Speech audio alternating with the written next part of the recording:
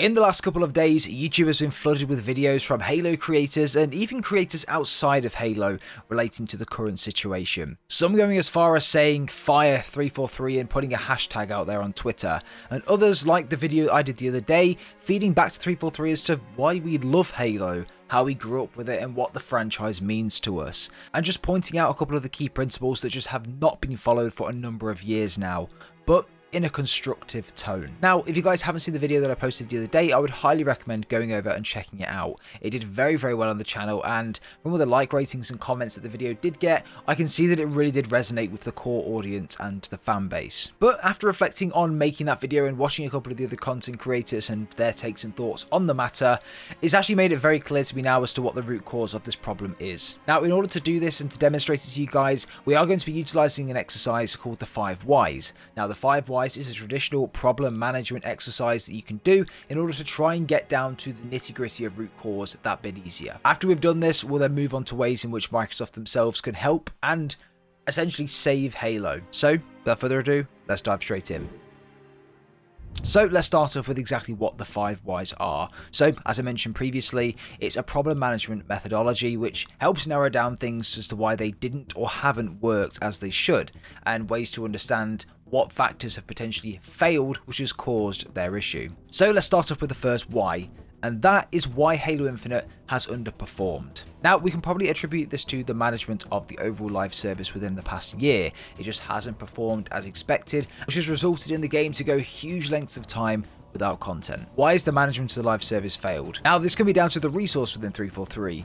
The Microsoft policy was to hire contractors for an 18-month period of time, and once that contract was over, they couldn't extend it any further. So this also meant that when the contract was completely over, then that person had to wait an additional 6 months before the contractor could come back to Microsoft and work on Halo or within 343. But they can't expect that one person to go 6 months without any work just to go back to that previous role, which means that contractor will find another role in another development company or wherever it might be. That's why they've had such low staffing, such a problem of staff, and also a problem with training up staff because they're constantly having to train new people all the time. So why do Microsoft have a contractor policy in place and not hire more permanent staff to help 343? Well, this can be down to a multitude of different reasons, political or not, but again, it could be down to just budgeting, as simple as that. Look, it's very well known that agency staff within the gaming industry or some contracting staff are paid much less than what you would be on a permanent basis.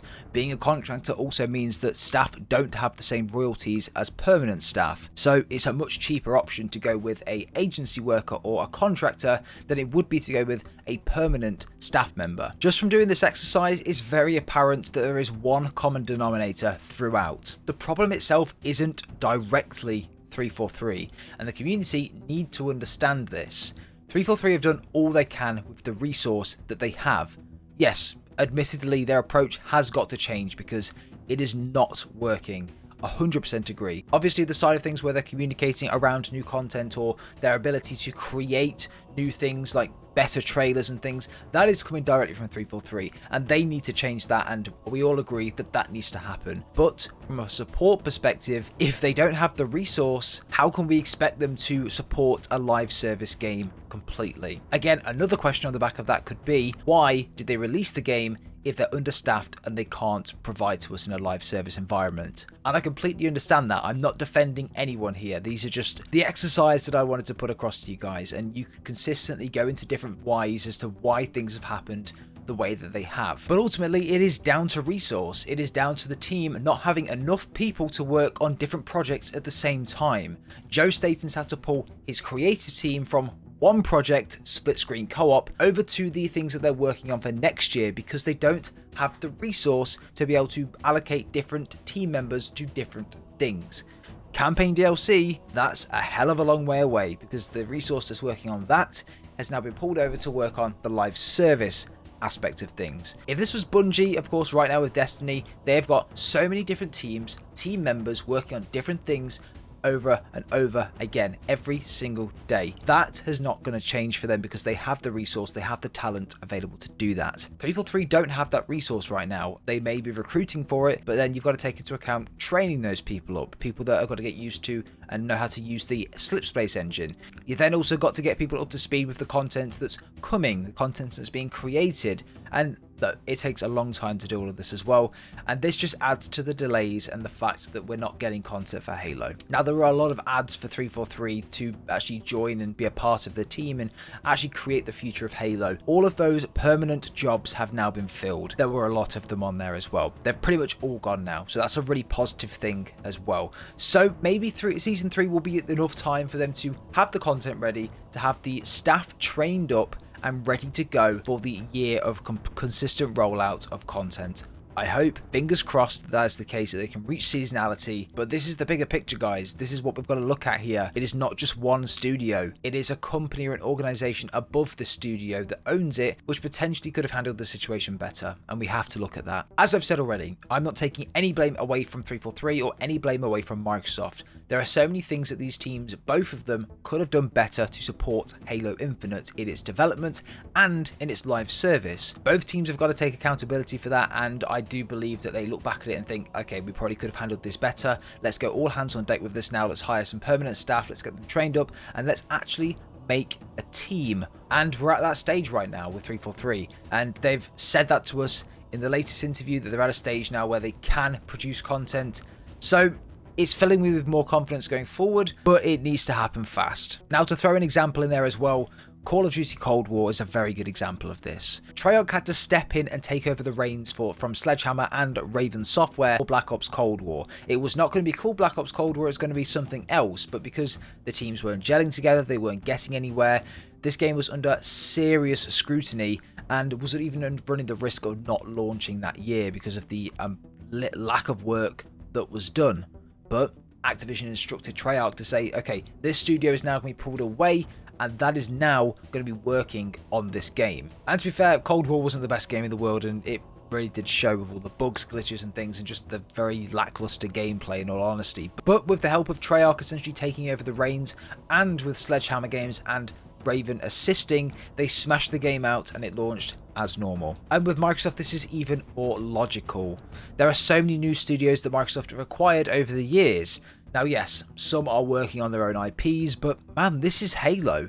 Xbox's golden boy. This isn't some indie game. More resources should have been pulled from other studios to make up the numbers and grind out content for at least the first year of this game. If Halo was healthy and thriving right now after its first year, maybe the second year they could have held back slightly and eased off a bit, potentially then starting to hire more permanent staff and then get themselves into a rhythm. But obviously this hasn't happened, and 343 have been left stranded essentially in a phase of trying to hire permanent staff whilst also training new staff, whilst also trying to support a live service and communicate with the team as well, and also create Forge and things. It just hasn't worked very well, and that's very apparent with all of the delays that are consistently happening with this game. Look, and as I've said a million times, and I want to get this across and I want to make it clear, because there's always that one person in the comments that writes something about this. I am not defending anyone here. I am just stating facts. This is factual information. Google it yourself if you don't believe me, around the policies within Microsoft and how the development of this game has hindered this game massively. So now that we've got the explanation out of the way, let's dive into the meat and potatoes of this video and detail the three main ways that Microsoft can save Halo. Now let's start off with number one, and arguably the main reason or way to revive Halo Infinite, and that is Tatanka.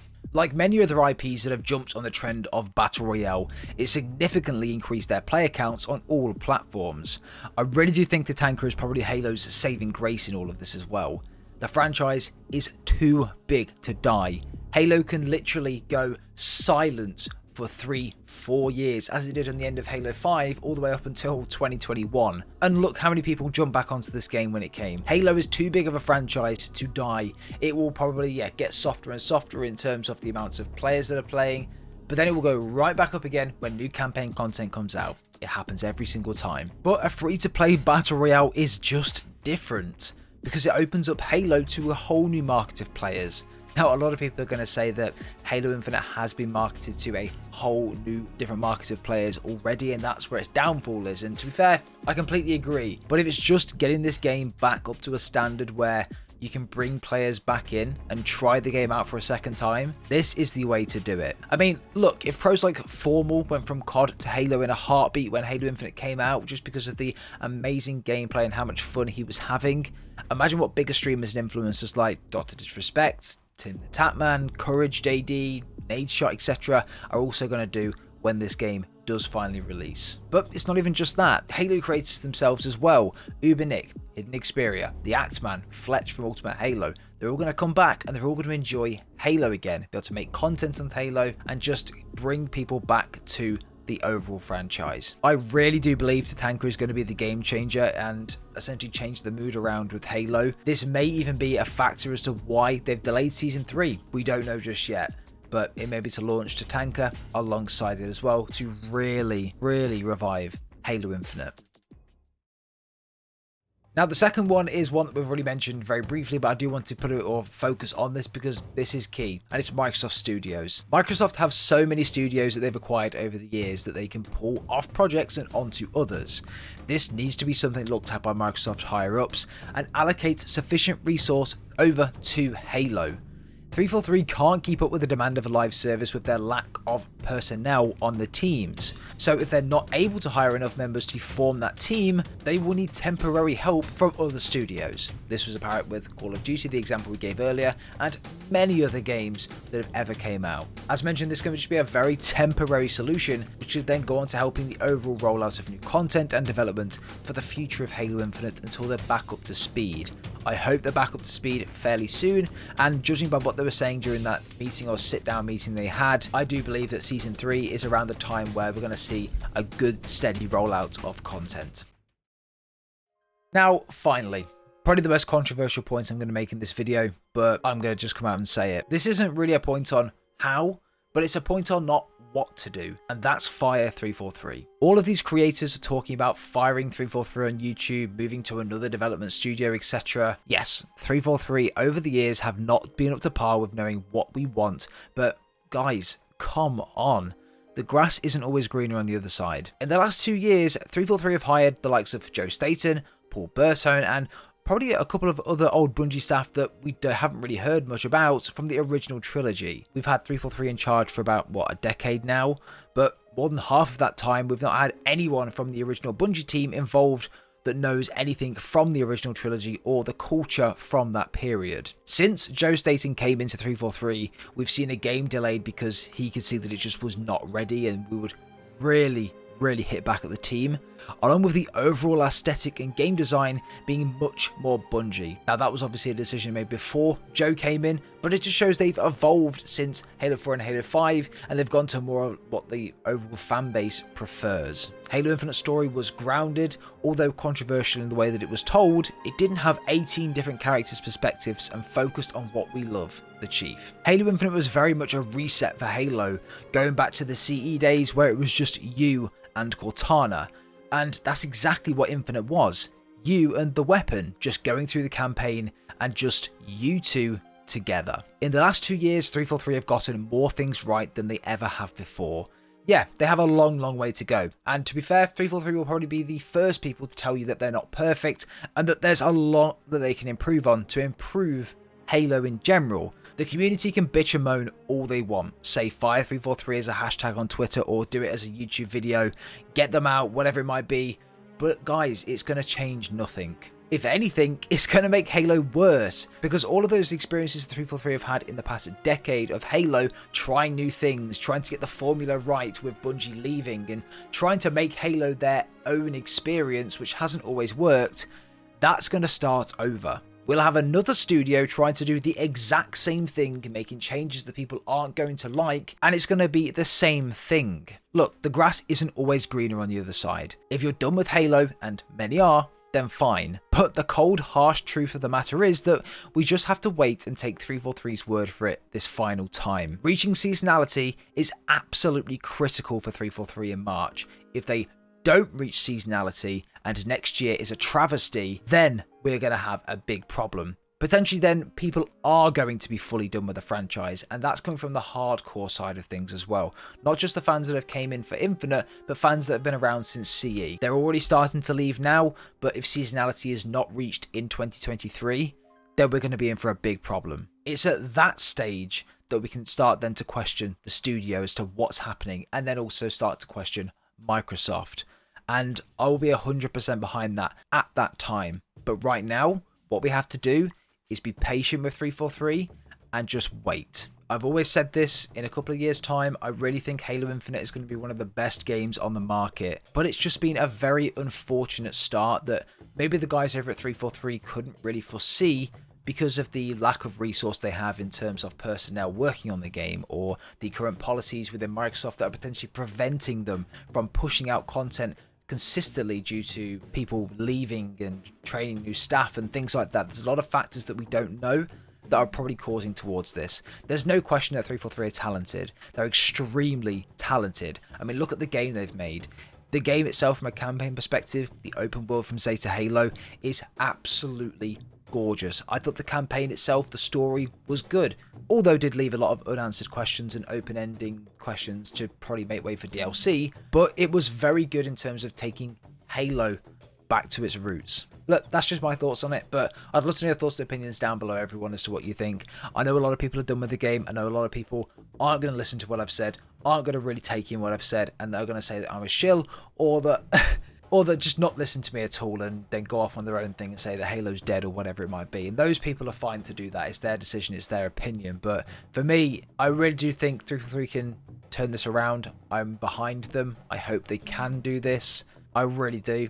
And to be honest, if in March, if Halo is in this situation right now, come Season 3 and onwards, then we need to start panicking. Guys, I hope you have enjoyed this video. Leave a rating if you have. Subscribe if you guys are brand new as well. Thank you for 15,000 subscribers, by the way. We hit it the other day. Very, very happy. Really grateful for everyone that subscribed to the channel. And yeah, we'll see you all in the next video.